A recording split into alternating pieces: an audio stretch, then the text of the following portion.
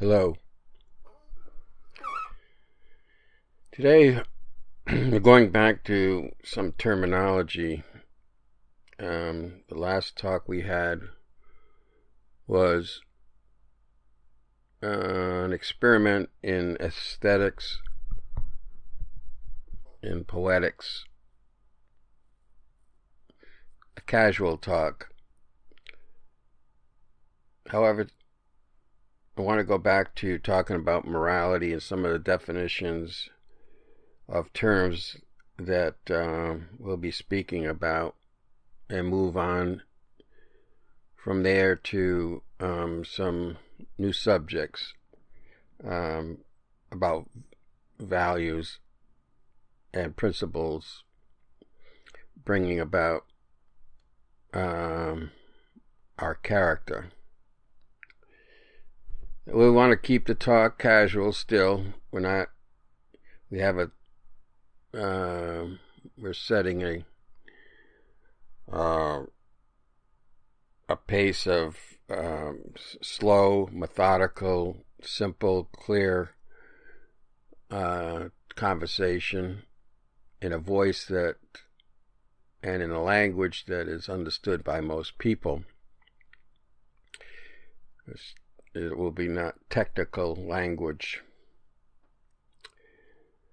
We also talked about the meaning of our title of our talks, Philosophy, Poetics for Peace, centering on ethics.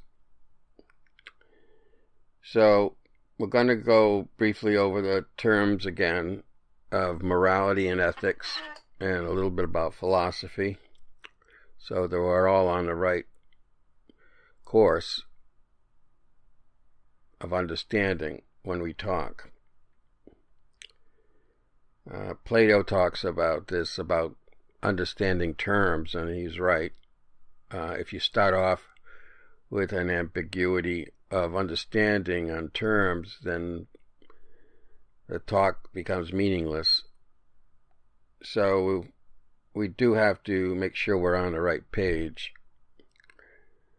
So philosophy we've talked about quite a lot, but we're talking about the core meaning of philosophy, love of wisdom, and basically, our attempt to find wisdom in general terms about nature and knowledge, and especially on ethics, dealing with the value system of an individual and how it interacts with society and its application. Now, we talked about morality and a difference between morality and ethics. We're going to cover that a little bit more today so that there's no confusion.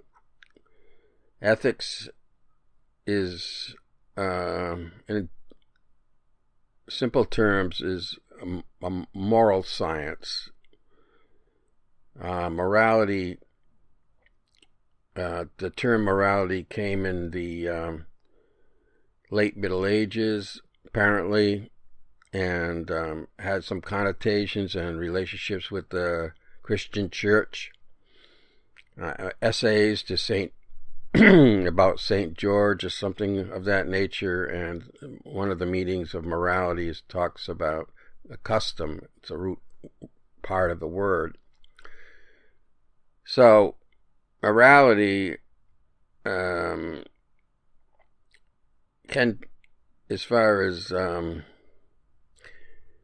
can include customs, getting your values from customs or traditions. It's not always based on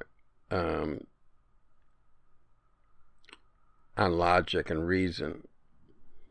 That's why we talk about, when we're talking about scientific morality, which is a moral code based on reason and science and testing. So this is the morality we are going to be talking about, which aligns itself with general ethics, they're similar in that way. But ethics itself, the word ethics can be used apparently second or third meaning of it. It can be talked about the ethics of a group, or the code of a group, or a value system of a group or society. Even a corrupt group like an organized crime system, or a group of people in an organized crime society does have ethical system of values, but they're not going to be obviously the same as a person trying to find the truth of nature. So terms can be misleading. So when we talk about perhaps moral science, we won't be talking about values of belief and hope and that kind of stuff. We'll be talking about morals, values tested by science and by reason, scientific values, scientific approach to values that will better a person, and a society. So we kind of talked about this before, but ethics itself can be confusing if not understood, that we are talking about fundamental definitions. Even philosophy, love of wisdom is really the fundamental root of the definition of philosophy. We can go on a little bit and talk about it as understanding nature and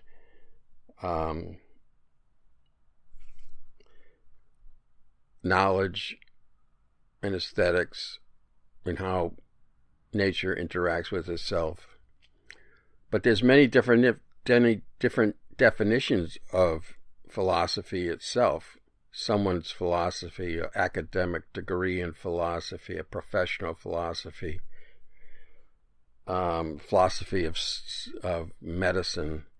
So all that, we could speak an hour on each term, and make it clearer. But I don't really want to do that today. Just that these terms can be confusing if you start to talk to somebody about what you learned in philosophy. You're subject to interruption, certainly by an academic who has studied 4 years, different terminology and correct pronunciation of all these tools of philosophy and philosophers, all their, what they had in their own philosophy and systems.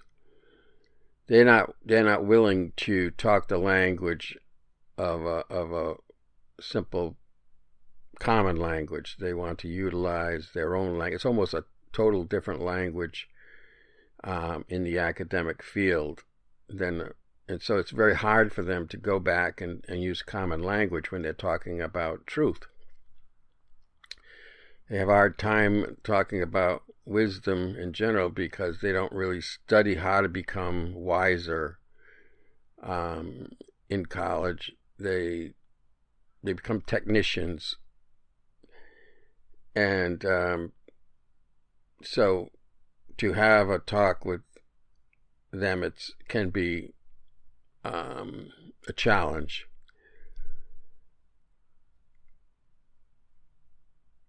That's why you have to fall back on some of these definitions to keep the talk in place, so the language can be understood by both. And you often have to remind them to talk in general terms.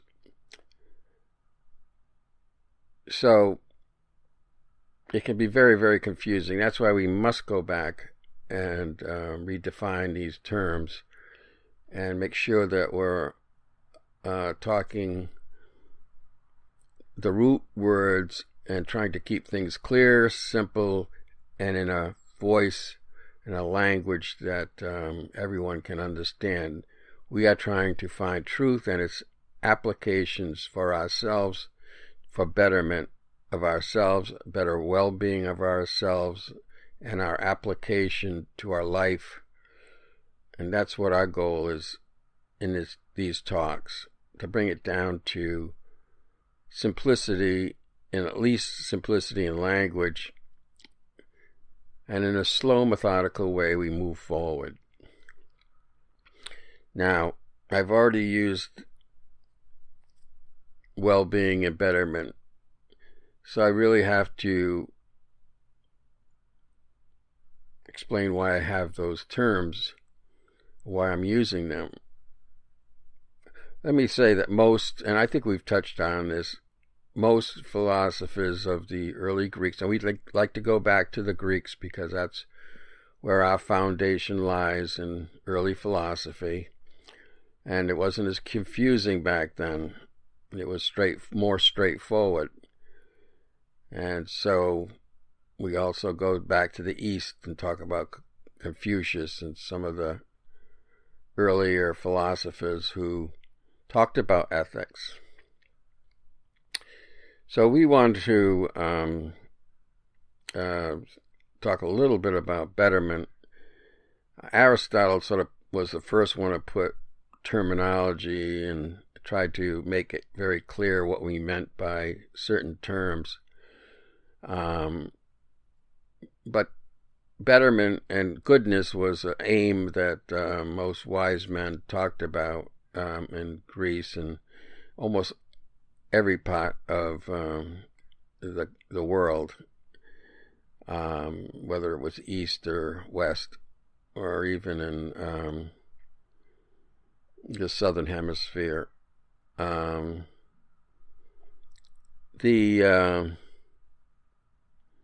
in India, I'm talking about India and Africa right now. So why did they? Well, Aristotle tries to explain it that happiness was the key, that we sought. Man wants to, in every act and inquiry, man aims at for his good.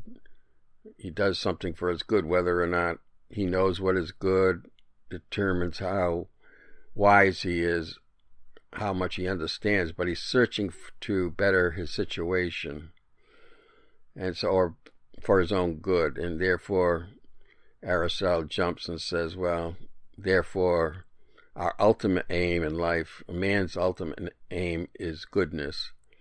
So he kind of puts it as clear as he could think of why we aim for goodness.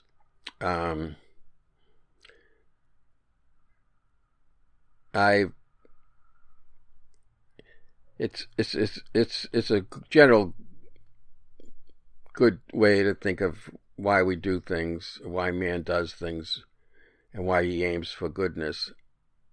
And that's been, a creed for the religious groups as well as philosophers, rational philosophy. However, there are slight deviations from that. I feel that we've come a ways away from that now, or at least I have, and we talk more about well-being, which allows for a more general feeling of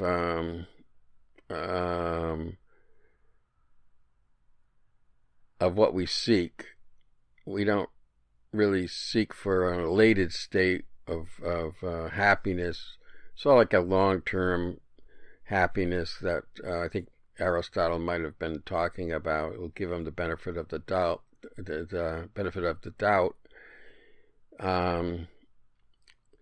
But because of a lot of our instincts and drives that the early philosophers didn't talk about that much, later on we realize how much a part of the animal kingdom we rely on, and we have these drives and that cause our actions and drive our actions. So it's not always what's reasonable that we act on. Sometimes our drives will bring us to another place. They're so powerful. We are a part of the animal kingdom, and psychology brought forth that, especially with Freud and others around that time, and Darwin showing that we're a part of the animal kingdom. So the emphasis later on was that we have these drives that are more important, and so well-being is better used for what we seek, and I would say betterment. So we seek for our betterment, and I don't want to get too involved in that terminology today, but that's another 2 or 3 hours to talk about that. But we seek a certain, and it's not happiness that we seek. We seek a deep satisfaction. I think that's more in line what we seek. By improvement, by a methodological, not a methodological, but a methodical, successive development, slow process to improve our condition will bring us a deep satisfaction. This is what we should look for, not an elated state so much, but as a contentment, a tranquil, perhaps tranquil contentment is what we seek toward our betterment through improvement. So that's my definition of what we're seeking for, and well-being is used quite a lot by both philosophers and psychologists now, when they do have to come to a term that they both agree on for the what man seeks.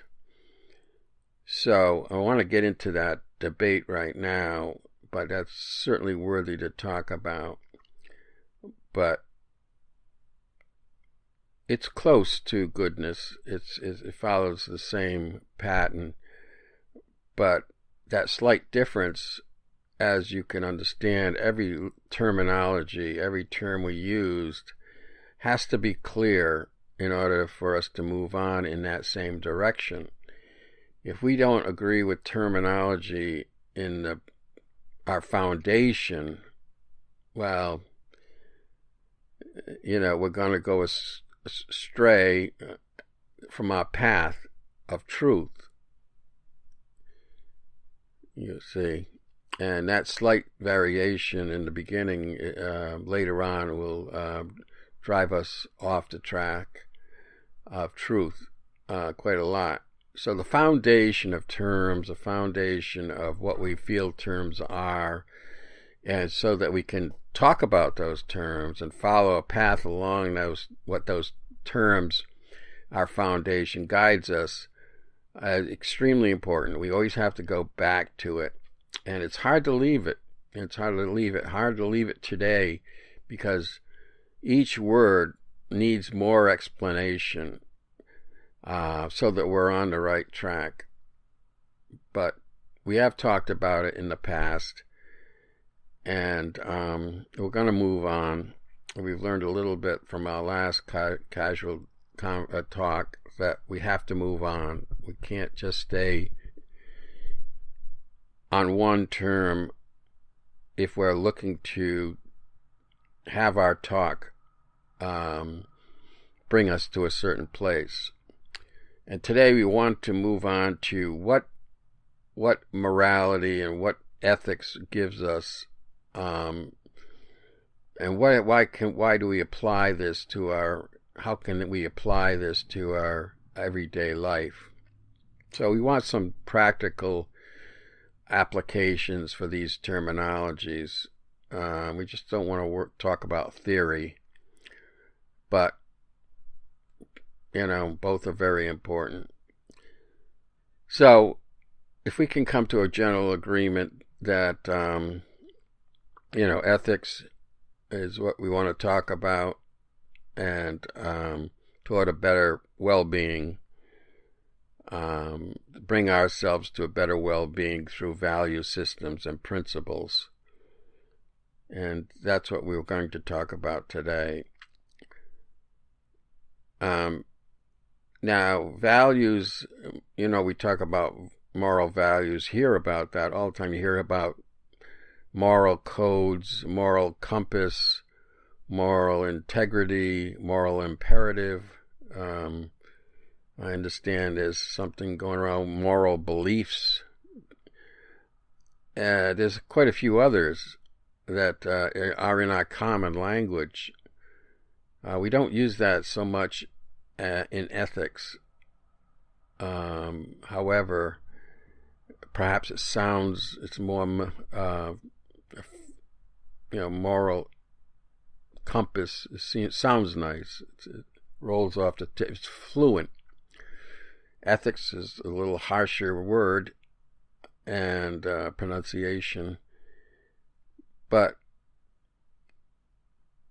remember, ethics, we're talking about moral science, a morality based on reason, not some of the morality that is had been encompassed by the church, for instance, like belief and hope. There's a couple of moral values that they've plugged in there.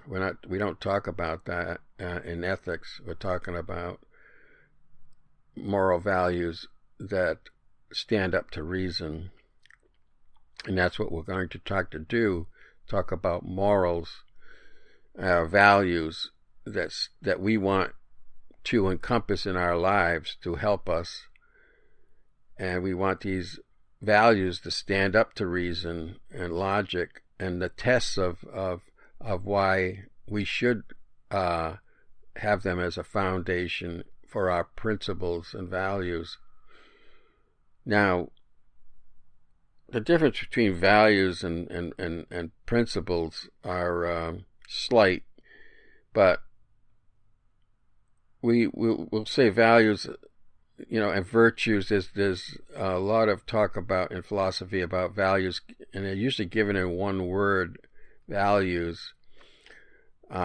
Principles are often maybe a sentence or less, explaining something like working in harmony with nature might be a principle, but it's also a value too. But philosophers like to talk about virtues, which are usually one word. For instance, moderation or prudence or temperance, kindness, gentleness, wisdom. These are values and virtues, the high values of virtues they talk about. So, and then there are cardinal virtues, which are limited to about between 4 and 8 values that a organization or a philosopher believes are the highest ones. And so there's terminology like that we have to kind of breeze through, where principles, they're basically the same as values in that they guide us, we can fall back on. But one is, slightly needs a little more explanation, perhaps. But we work on, when we talk about principles and values, they're pretty synonymous, which make up, and so once we adopt these values, like being kind to others, but maybe the principle might be do unto others as you would as you would want them to do to you. Now that might be called a principle that you live by. Value might be just being kindness, or fellow feeling might be in between. might be a value, but also might be a principle. So that, again, that's just wordplay, but it's important to distinguish them somewhat. We can always go back and talk more about that. But values and principles are what make up our character. If we do it, if we accept these values and we apply these values to our way, and not only do we test them through reason and understanding, but once we've accepted them and said, well, I'm not 100% sure, but it sounds good to me. If you walk away with that understanding, or if you say it sounds pretty good, I've put it through some tests of reason and it stands up. We've discussed it for several hours and I like the way it sounds. It seems to, go through critical thinking, and I hold those truths to be validated. So I'm going to start experimenting with those values until I hear something better. So you set that as a value that or a principle within your mindset, and therefore you go out and start applying that because that's good for you, or make you, and it'll be better for your lifestyle, and it'll bring you not happiness but self-satisfaction and deep satisfaction. It won't bring you into an elated state. We're not seeking that. We're seeking a deep satisfaction, tranquil state, content state, where you can say, boy, I did a good job. I'm not skipping and jumping and dancing. I'm simply proud of what I've done. That's what we're looking for as we move forward, seeking truth, seeking a better life. But when we say a well-being and a better life or betterment, we actually mean that. We have a sense of deep satisfaction, and this is what we're seeking, or we should seek. And we can look back at our improvement. One of the ways to move forward and get motivated is to look back and see how many steps you have moved in a right direction. And that's a good, and all of a sudden curiosity just to find more truth and realize you're in a much better place than you were when you didn't move forward. And it's through these habits of using these values that you gain character, what we call character. So this is what we want to pursue when we're using these values and principles. So I like to talk more or less about values and principles. We have more of an understanding than when we start talking about ethics in terms of morality. Although we will use those terms, and people use those terms in language quite readily nowadays. So it's not, certainly can be used properly in the way we're talking about it. But as long as you know that you have to be careful, some people will try to knock you off track. They do it because they want to show that they can do it, and they forget that you're trying to find truth, and you're moving in a methodical direction, slow, and trying to make things simple and clear to find truth and to apply your truth, not just talk about it, and talk about it in fancy terms. That's not finding wisdom. That's not finding truth. That's that's knowing a language. That's all that is. If a person can't be a better person and improve and show the results, then that's not real philosophy. That's not a real philosopher.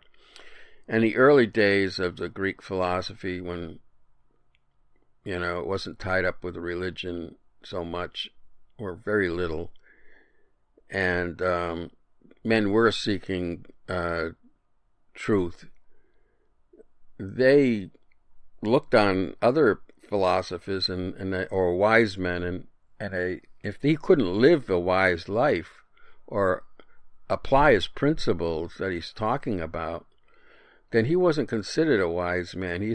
Or a philosopher. He wasn't considered one. He was just a fraud, And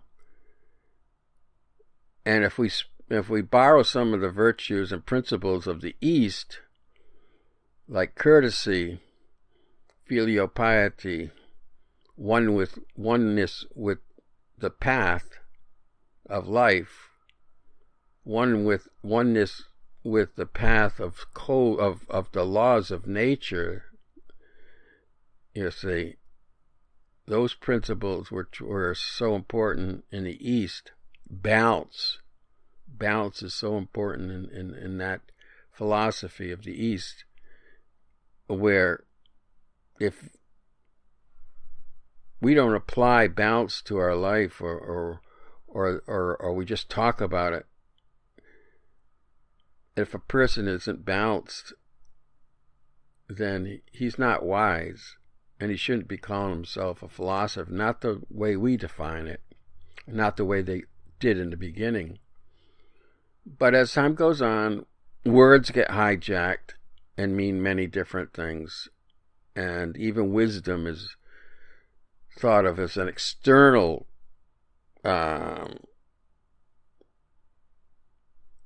application nowadays. I heard an astronomer the other day, a widely popular astronomer, talking about wisdom of knowing how to understanding the galaxies and things like that, of astronomy, and building spaceships and things of that nature. So that's another type of wisdom. That's not the wisdom we're talking about necessarily. This is a wisdom. What we're talking about is understanding human nature, how we can apply our understanding of the laws of nature to improve ourselves, to be better, to become better, to improve, to get that deep satisfaction. So this is what we're seeking through application, and to making it a part of our character. And therefore it becomes a habit. While we're doing, we fall back on those principles that we've accepted, and our character it becomes almost automatic. And when it becomes almost automatic, you make a decision almost automatically, and you've done it for so long, and you've accepted those principles so thoroughly and tested them often and gone back and tested them, that you know what you're going to do when you go out and you meet people. You apply those principles, and you can do it very quickly when there's a decision to be made. And even to go further, some decisions are so quick, and when we go out and we talk to people and what we say, that we almost do it intuitively. We do it without thinking. Okay, we've already fallen back on that character. We've already established so much in our habit that we do it almost automatically, and that's a rational intuition. Okay, that's and there's two types. I make them two types. One, a rational, intuitive sense, and an irrational one, based on feelings, based on something that's not rational necessarily, but a gut feeling, or something that may come from the stomach, or may come from someplace else, but maybe come from a drive or innate drive for survival or something else. So that's a little confusing, and we'll talk about that, and we have talked about that word, where there's really two types of intuition. But the one I'm talking about today is that one that makes us automatically do the right thing on our decision, because we've done things in such a habit, and we have such a strong foundation of what we know is right and wrong when we do our conduct, and we present ourselves to action when in the world, when we communicate in our community, when we get up and make choices based on our foundation of what we believe is important. You say, because values are what we feel are important to us, to our well-being. So often we don't really have to think about it. We know already that we should do certain things. So this is what we're trying to do with our values and principles, and that's why we want to make sure that we are on the right page, and that's where I'm trying to go today. So in our talks about values and principles and conduct and reason, and using that as a tool to bring us forth toward improvement, we might want to stay away from some ambiguous terms like philosophy and morals and ethics, only because we can paraphrase what they mean by talking about values and principles for our conduct, which is what we're defining them to be. They're certainly not values that we'll be talking about that guide a organized crime syndicate. No, that's not what we, or even moral values that drive a medical field, although they might overlap somewhat, or a field of politics. So they may have a completely different code of ethics, in that field. No, we're talking about the field of betterment toward a human being and his character and his habits and his well-being for himself and for the community around him.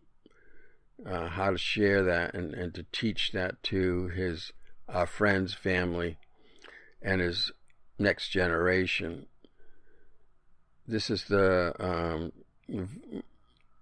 values that we're talking about, and we don't want to confuse them with moral values that are based on belief or hearsay or culture, that were brought down by our culture or by our custom. No, these values must stand up to reason and truth, and we must put them to the test before we accept them. And the reason why we do that is because if we accept a value through evidence and reason, we're going to it will be a stronger, it'll make our character stronger. If you believe something and somebody questions you and says, why do you believe that value, and you have no answer for him or them, then you're lost. You start to question those values and say, well, it's true, they're just because my father taught me that value. But the person might say, well, and who was your father, and was he trying, was his values from a good place? Did he think about it, or did somebody tell him, or was it just a custom or a part of culture? So you really it seems that your foundation much stronger when you have a mathematical analysis type situation where you've found evidence that the reason to be kind is because you want people to be kind to you, and it works better that way. If you found it through experience, through logic, through observation, and through learning, that it works that way. And you've tested that, and it works. So this becomes stronger foundation, because you know it is built on a systematic way of thinking. Critical, they call that critical thinking often. And that's what one of the, and it goes back to self-analysis of oneself, which, again, Socrates, one of the fathers of philosophy, Western philosophy, often considered the father, had a methodology of his own that would bring truth through questions and answers. And he said, an unexamined life is not worth living. So we're on the right track if we believe in the father of philosophy, and that's really what philosophy is about, is to examine oneself and see why you act the way you do, and try and question that and examine it. And if you want to build a better foundation, good. You want to build it on something that won't leave you away from the path of right and wrong, or right and truth, and which brings you to betterment. The more solidly you're in tune with the way it ought to be, to what works the best, the less turmoil you will have in your life. So you want to apply that. If you think of not only East, but the Western philosophy, many of the Stoic, other philosophers talk about harmony with nature, harmony with the laws of nature. So there are certain truths that make lives better, so we are seeking those truths. A less stressful life, a less worrisome life, by making right choices, knowing what you have and what you don't have, what percentage of when you go out, what percentage is it that you have an effect on things. And maybe your choices, even though they're right choices, don't have an effect on certain things. So you shouldn't worry about that. If how much of effect do you have on somebody who approaches you?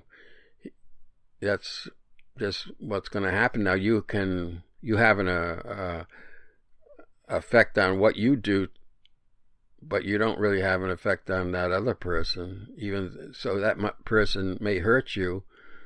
You may come home and feel bad, but it really hadn't had much to do with you. It had to do with his actions, not your actions. You probably did the right thing. So you have to look at that and say, well, I might have been hurt, but my principles haven't changed. I did the right thing, and it just happened that, that something that I wasn't in control of affected my life, and I have to move on. And it's not my fault. I shouldn't blame your fault or your principles.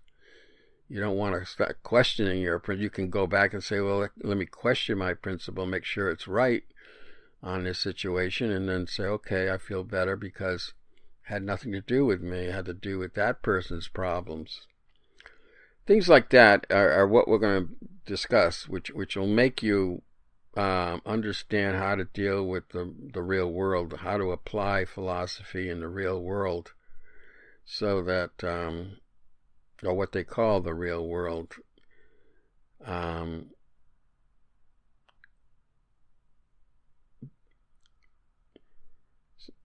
And make sure that we got that content feeling when we, go to bed at night and relax and see we did a good effort for the day. And that's the best we can do. And we should be proud of that. We should be satisfied with that. So this is what we'll do. Hopefully next time we talk, we'll get right down to some of the problems of stress and how philosophy can deal with them, and probably current events as well. So we'll take it up then. So thank you very much.